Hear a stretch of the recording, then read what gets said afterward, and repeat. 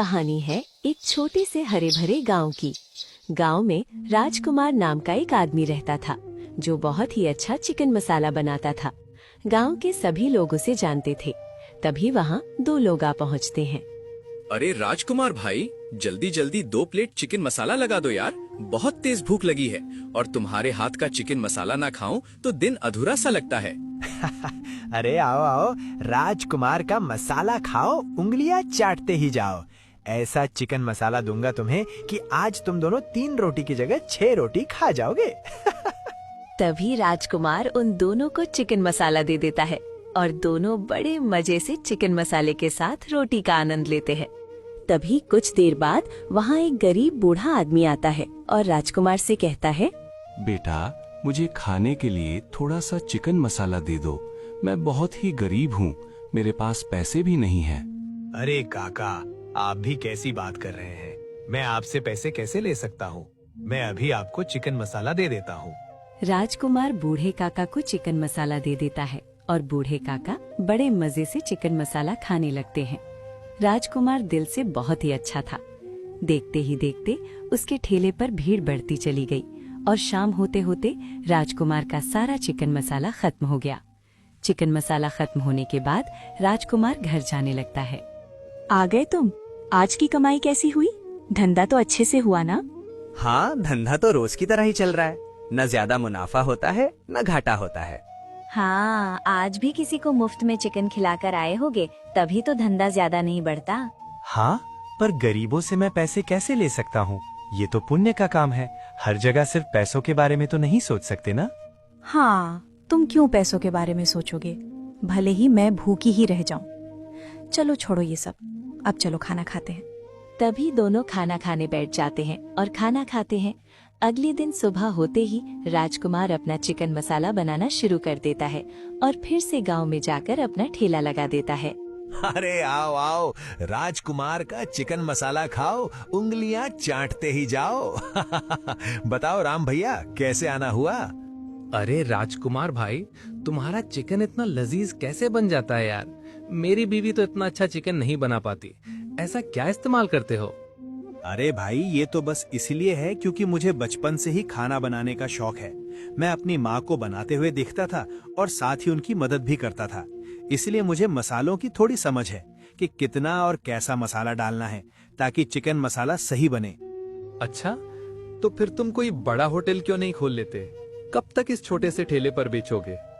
क्या बताऊं, अभी मेरा धंधा इतना अच्छा नहीं चलता कि मैं एक होटल खोल सकूं। अच्छा ठीक है, आजकल शादियों का सीजन है। अगर मुझे कहीं पता चला कि किसी को बावर्ची की जरूरत है तो मैं उसे तुम्हारा पता दे दूंगा और अभी मुझे 1 प्लेट चिकन मसाला दे दो। तभी राजकुमार उसे चिकन मसाला दे देता है। उधर गांव में एक सेठ की बेटी की शादी थी, लेकिन सेठ को खाना बनाने के लिए कोई बावर्ची नहीं मिल रहा था। अली, ओ अली, जरा यहाँ आना, मुझे तुमसे कुछ काम है। तभी वहाँ अली आ जाता है और कहता है, हाँ मालिक, बोलो, क्या काम है? अच्छा, अब मैं तुझे बताऊं क्या काम है। मैंने तुझे 4 दिन से कह रखा है कि गांव जाकर किसी अच्छे बावर्ची को लेकर आ, पर तुझसे इतना सा काम भी नहीं हो रहा। 2 दिन बाद बेटी की शादी है और अब तक बावर्ची का इंतजार ही चल रहा है। मालिक, मैंने कई होटलों में जाकर वहाँ का खाना खाकर देखा है, लेकिन किसी के हाथ का खाना स्वादिष्ट नहीं लगा। शादी का माहौल है, अगर बावर्ची खाना अच्छा नहीं बना पाया तो लड़के वाले क्या सोचेंगे? और फिर आप मुझ पर ही चिल्लाओगे कि सब तेरी वजह से हुआ, तूने खराब बावर्ची बुलाया। हाँ, पर अब बस 2 दिन ही रह गए हैं। अगर बावर्ची ही नहीं मिला तो खाना कौन बनाएगा? मैं तो कहता हूँ आप और मैं मिलके ही बना देते हैं। एक थप्पड़ पड़ेगा ना, सारी मजाक मस्ती निकल जाएगी। अभी तुझे मैं मजाक के मूड में दिख रहा हूँ क्या?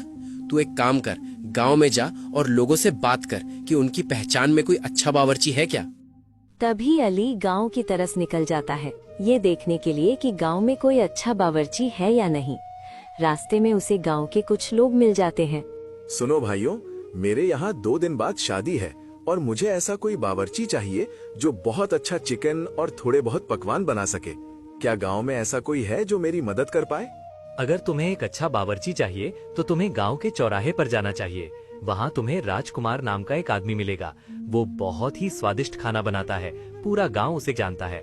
अच्छा, तो तुम मुझे उसके ठेले का पता बता दो, मैं वहाँ जाकर उससे बात कर लेता हूँ। नहीं नहीं, तुम गलत समझ रहे हो। राजकुमार किसी होटल में काम नहीं करता, वो तो ठेला लगाकर चिकन मसाला बेचता है। अरे, ये लोग तो मुझे ठेले वाले का पता बता रहे हैं। मुझे तो किसी अच्छे होटल का बावर्ची चाहिए, ना कि कोई ठेले वाला। एक काम करता हूँ और गांव वालों से पूछता हूँ। ठीक है, मैं अभी जाकर देखता हूँ। तभी अली और भी गांव वालों से पूछताछ करने निकल जाता है। सरपंच जी, अच्छा हुआ आप मुझे यहीं मिल गए। अब मुझे और लोगों से पूछताछ करने की जरूरत नहीं पड़ेगी। आप ही मुझे बता दीजिए। हाँ, पर मैं तुम्हें क्या बताऊं? पूछो, तुम्हें क्या पूछना है? सरपंच जी, 2 दिन बाद मेरे घर में शादी है। मुझे एक बावर्ची चाहिए जो मेरे घर आकर स्वादिष्ट खाना बना सके। अच्छा, फिर तो तुम्हें राजकुमार के पास जाना चाहिए। उसके हाथों में जादू है। वो बचपन से ही खाना बना रहा है और बहुत ही स्वादिष्ट खाना बनाता है। सरपंच जी, गांव में मैं जिससे भी पूछ रहा हूँ वो मुझे राजकुमार का ही नाम बता रहा है। क्या वो सच में इतना स्वादिष्ट खाना बनाता है? मैं कहूँ तो तुम मानोगे नहीं, इसलिए एक काम करो, थोड़ा आगे जाओ, तुम्हें उसका ठेला दिख जाएगा। वहाँ जाकर एक बार उसके हाथ का चिकन मसाला खाकर देखो, तुम खुद समझ जाओगे। तभी अली राजकुमार के ठेले के पास आ जाता है। अरे आओ भैया आओ, राजकुमार का चिकन मसाला खाओ, उंगलियां चाटते ही जाओ। बताओ भैया, कितनी प्लेट लगाऊं? क्या तुम ही राजकुमार हो? गांव वालों से तुम्हारे बारे में बहुत तारीफें सुनी है कि तुम्हारा चिकन मसाला बहुत ही स्वादिष्ट होता है। एक काम करो, मुझे एक प्लेट लगा दो, मैं भी तुम्हारे हाथों का जादू देखूं। तभी राजकुमार उसे एक प्लेट चिकन मसाला देता है। अली उसे खूब मजे से खाता है और खाने के बाद राजकुमार से कहता है, राजकुमार भाई, तुमने तो कमाल का चिकन खिला दिया यार। ऐसा स्वाद वाला चिकन मसाला तो मैंने आज तक नहीं खाया। एक काम करो, मुझे एक प्लेट चिकन मसाला पार्सल दे दो। अगर तुम्हारा चिकन मसाला मेरे मालिक को पसंद आ गया तो समझो तुम्हारी तो लॉटरी ही लग गई। हाँ भाई, अभी देता हूँ।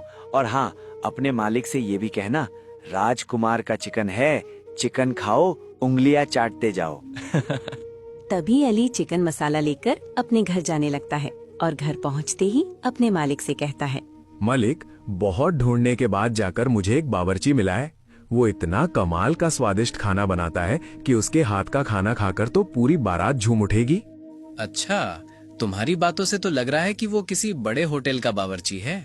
नहीं मालिक, वो किसी होटल का नहीं है, बल्कि वो तो एक छोटा सा ठेला लगाता है।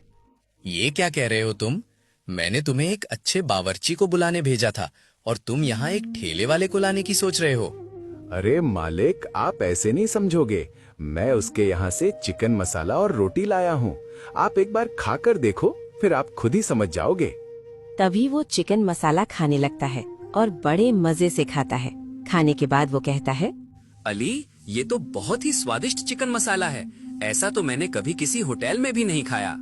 देखा मालिक, कहा था ना, मैं बहुत ही बढ़िया बावर्ची ढूंढ कर लाया हूँ। हाँ, अब एक काम करो, तुम अभी के अभी वहाँ जाओ और उसे यहाँ लेकर आओ। तभी अली राजकुमार को बुलाने के लिए निकल जाता है।